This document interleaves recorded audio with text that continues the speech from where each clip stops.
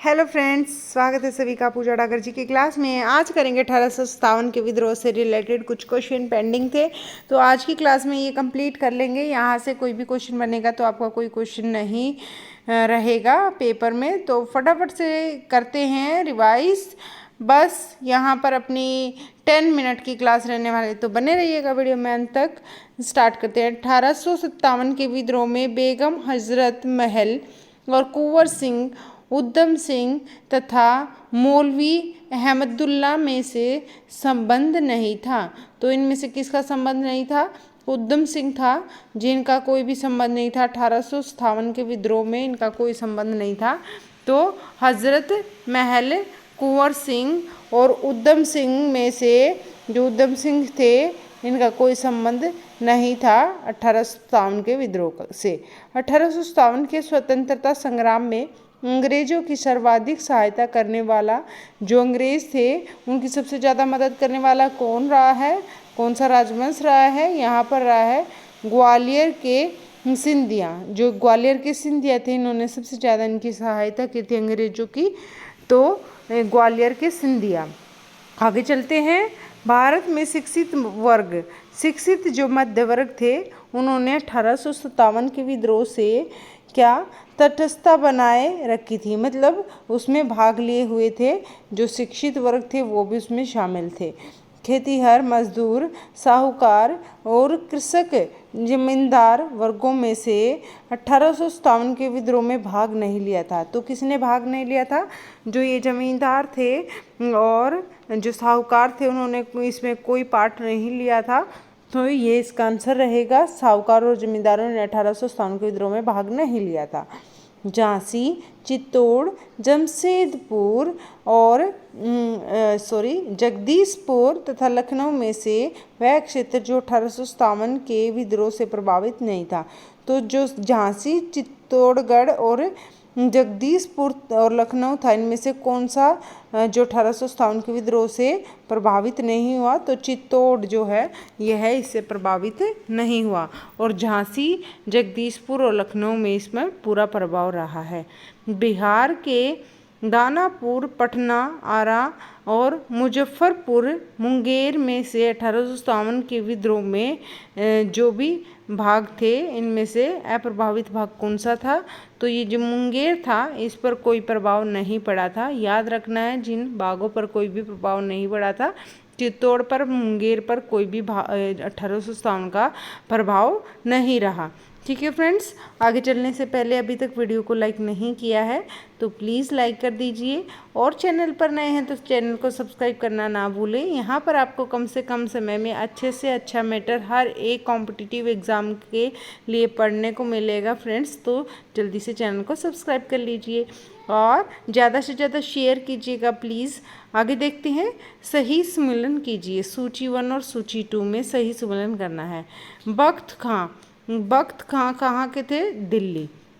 और मौलवी अहमदुल्ला, जो ये मौलवी अहमदुल्ला थे, ये कहाँ के थे? ये अवध के थे। याद रखना है फ्रेंड्स, ये बख्त खां थे, दिल्ली के थे, और मौलवी अहमदुल्ला थे, अवध के थे। और कुंवर सिंह, ये बहुत इंपॉर्टेंट है। नाना साहेब और कुंवर सिंह कहाँ से संबंधित थे? नाना साहेब तो कानपुर से संबंधित थे, और जो कुंवर सिंह ये आरा से संबंधित थे।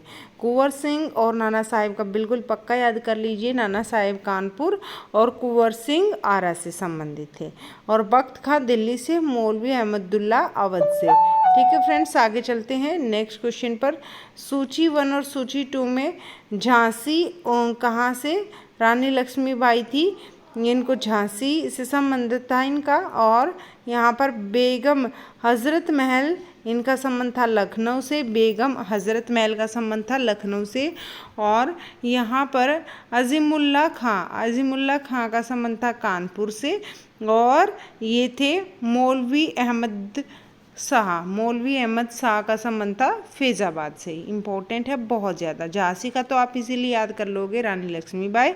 और ये बहुत इम्पोर्टेंट है, बेगम हजरत महल का संबंध लखनऊ से था, और कानपुर से अजीमुल्ला खां।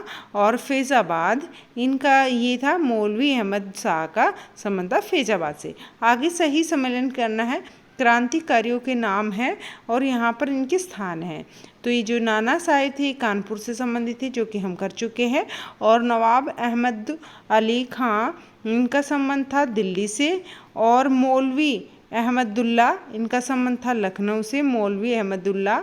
मनी राम दीवान, इनका संबंध असम से था। ठीक है फ्रेंड्स, इंपॉर्टेंट है।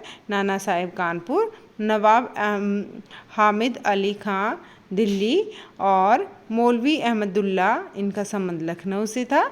और मनी राम दीवान, इनका संबंध असम से था। नेक्स्ट क्वेश्चन बहुत इंपॉर्टेंट है फ्रेंड्स, तो ये भी देख लेते हैं। प्लीज़ बने रहिएगा वीडियो में अंत तक। बहुत ही छोटी सी क्लास और इम्पॉर्टेंट क्लास ये हमारी चल रही है। इससे पहले हम एक पार्ट कर चुके हैं, वो पार्ट भी देख लीजिएगा आप। और इस पार्ट में ये सारे क्वेश्चंस कवर हो जाएंगे, तो फटाफट से कर लेते हैं। नेक्स्ट क्वेश्चन, 1857 के विद्रोह के समय भारत का गवर्नर जनरल कौन था? तो लॉर्ड कैनिंग था। 1857 का विद्रोह हुआ था, उस समय पर भारत के गवर्नर जनरल लॉर्ड कैनिंग थे। कौन थे? Lord Canning. 1857 विद्रोह के समय बैरकपुर में ब्रिटिश कमांडिंग ऑफिसर थे। कौन थे? बैरकपुर में ब्रिटिश कमांडिंग ऑफिसर कौन थे? John Bennett. कौन? John Bennett Hearsey. John Bennett Hearsey थे। आगे चलते हैं। 1857 में इलाहाबाद को आपातकालीन मुख्यालय बनाया था। तो ये रहेगा 1857 में जो इलाहाबाद है, इसको आपातकालीन मुख्यालय बनाया था किसने? लॉर्ड कैनिंग ने। इम्पॉर्टेंट है, आपातकालीन मुख्यालय किसको बना था? ये बना था 1857 में इलाहाबाद को। और किसने बनाया था? लॉर्ड कैनिंग ने बनाया था। 1857 के विद्रोह के समय ब्रिटिश प्रधानमंत्री थे। कौन थे ब्रिटिश प्रधानमंत्री? ये थे विस्कॉन्ट। कौन? विस्कॉन्ट और पामसर्ट, इनका नाम है विस्कॉन्ट पामसर्टन। ठीक है, पामसर्टन ये है। आगे चलते हैं। 1857 का विद्रोह मुख्यतः असफल रहा। क्यों असफल रहा? जो 1857 का विद्रोह था वह असफल क्यों रहा? किसी सामान्य योजना और केंद्रीय संगठन की कमी के कारण। ना तो कोई योजना थी और ना ही इसका कोई संगठन था, तो इसकी कमी के कारण ये है जो विद्रोह है वो फेल हो गया था।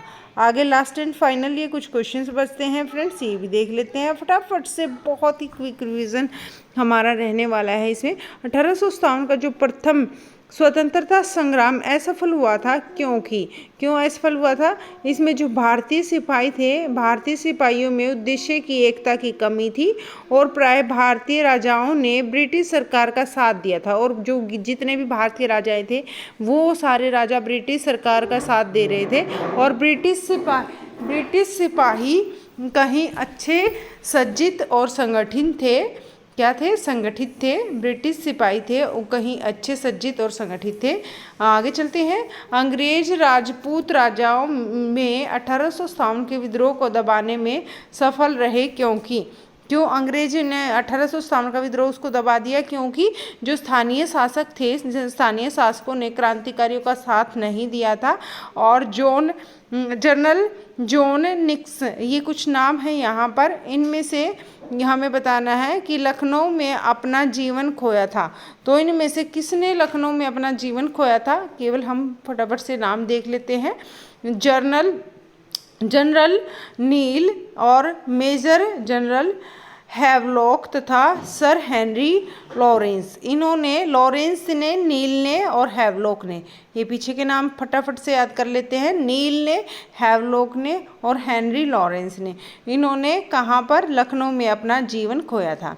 आगे देख लेते हैं। कुछ कथन और कांड दिया हुआ है, दोनों कथन और कांड सत्य हैं, तो स्पष्टीकरण भी है इनका, तो फटाफट से इंपॉर्टेंट है तो इनको पढ़ लेते हैं। कथन क्या है? 1857 में प्रथम स्वतंत्रता संग्राम ब्रिटिश सरकार से स्वतंत्रता प्राप्त करने में असफल रहा। बिल्कुल रहा, असफल रहा, क्योंकि संगठन की कमी थी। और कांड क्या था? बहादुर शाह जफर के नेतृत्व को जन सहयोग नहीं मिला था। जो ये बहादुर शाह जफर, इनके नेतृत्व को लोगों का कोई साथ नहीं मिला था। और अधिकांश महत्वपूर्ण रियासतों के जो शासक थे उनका साथ देने में कतरा गए। तो किसी ने सारी रियासतें उनका साथ नहीं दिया बहादुर शाह जफर का, तो इसीलिए असफल रहा 1857 का विद्रोह। 1857 के विद्रोह को एक षड्यंत्र की संज्ञा दी कि किसने दी? जो 1857 का विद्रोह था उसको षड्यंत्र की संज्ञा किसने दी? Sir James. कौन? सर जेम्स आउटरम एवं डब्ल्यू टेलर ने। सर जेम्स आउटरन और डब्ल्यू टेलर ने क्या कहा कि यह जो 1857 का विद्रोह है षड्यंत्र की संज्ञा इसको दे दी। वह आधुनिक इतिहासकार जिसने 1857 के विद्रोह को स्वतंत्रता की पहली लड़ाई कहा। तो स्वतंत्रता की पहली लड़ाई एक आधुनिक इतिहासकार थे, उन्होंने कहा कि यह स्वतंत्रता की पहली लड़ाई रही है। तो ये किसने कहा था? वीडी सावरकर। वीडी सावरकर ऐसे रहे हैं, कौन रहे हैं? वीडी सावरकर एक क्या रहे हैं? 1857 के विद्रोह को कहने वाले एक इतिहासकार रहे हैं कि ये पहली लड़ाई थी स्वतंत्रता के लिए। आगे चलते हैं। भारतीय स्वाधीनता आंदोलन का सरकारी इतिहासकार था। तो भारतीय स्वाधीनता आंदोलन का सरकारी इतिहासकार कौन था?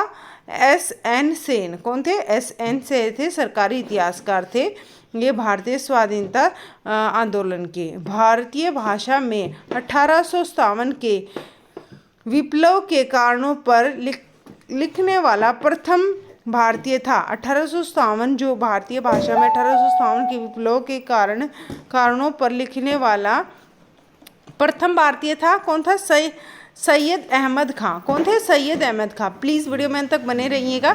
थोड़े से क्वेश्चन हमारे बचे हैं तो इनको भी देख लेते हैं। तथाकथित प्रथम राष्ट्रीय स्वतंत्रता संग्राम न राष्ट्रीय और न ही स्वतंत्रता संग्राम था, यह कथन किससे संबंधित था?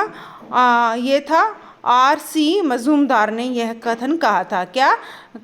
तथाकथित प्रथम राष्ट्रीय स्वतंत्रता संग्राम न राष्ट्रीय और न ही स्वतंत्रता संग्राम था, ये कहा था मजूमदार ने। आगे चलते हैं। 1857 की क्रांति के बारे में सही अवधारणा क्या थी? इसने भारत में ईस्ट इंडिया कंपनी की शासन प्रणाली को, ईस्ट इंडिया जो कंपनी है उसकी जो शासन प्रणाली थी मृत प्राय बना दिया था। लगभग उसमें बहुत सी जो है उसको क्या कर दिया था? हार्म कर दिया था 1857 की क्रांति ने। आगे चलते हैं। महारानी विक्टोरिया ने भारतीय प्रशासन को ब्रिटिश ताज के नियंत्रण में लेने की घोषणा की थी 1 नवंबर 1858 को। 1 नवंबर 1858 को जो महारानी विक्टोरिया थी उन्होंने 1858 की घोषणा में भारतीयों को बहुत सी जो चीज़ें हैं वो दिए जाने का आश्वासन दिया था कि 1858 में घोषणा की थी कि भारतीयों को बहुत सी चीज़ें दी जाएंगी। वह आश्वासन जिसे ब्रिटिश शासन है उसने पूरा किया था। ये रियासतों को हड़पने की नीति समाप्त कर दी जाएगी कि जितनी भी रियासतें हैं उनको हड़पने की जो नीति है, उनको रियासतों को हड़प के जो ब्रिटिश शासन में मिला लिया जाता था वो ख़त्म कर दी जाएगी। महारानी जो विक्टोरिया उन्होंने उद्घोषणा की थी 1858 का उद्देश्य क्या था? तो ये बहुत इंपॉर्टेंट है। महारानी विक्टोरिया की उद्घोषणा 1858 का उद्देश्य था भारतीय राज्यों की ब्रिटिश साम्राज्य में मिलाने के किसी भी विचार का परित्याग करना तथा भारतीय प्रशासन को ब्रिटिश क्राउन के अंतर्गत रखना। ये था भारतीय राजाओं को ब्रिटिश साम्राज्य में मिला, जो भारत के राज्य थे वो उनको ब्रिटिश साम्राज्य में मिलाने के किसी भी विचार का परित्याग करना तथा भारतीय प्रशासन को ब्रिटिश क्राउन के अंतर्गत रखना। ठीक है फ्रेंड्स, ये अपने कुछ क्वेश्चन थे। तो thank you so much video में अंत तक बने रहने के लिए। आई होप ये आपके लिए यूज़फुल रहेंगे सारे क्वेश्चन। हर एक कॉम्पिटिटिव एग्जाम के पॉइंट ऑफ व्यू से 1857 की क्रांति इंपॉर्टेंट है। तो प्लीज़ वीडियो को ज़्यादा से ज़्यादा शेयर कर दीजिएगा, लाइक कर दीजिएगा और कमेंट करके ज़रूर से ज़रूर बताइएगा क्लास कैसी लगी। Thank you so much, bye bye, take care, keep smile. फिर मिलते हैं नेक्स्ट वीडियो में, तब तक के लिए आप हंसते रहें, मुस्कुराते रहें, ख्याल रखें अपना। Bye bye, good night.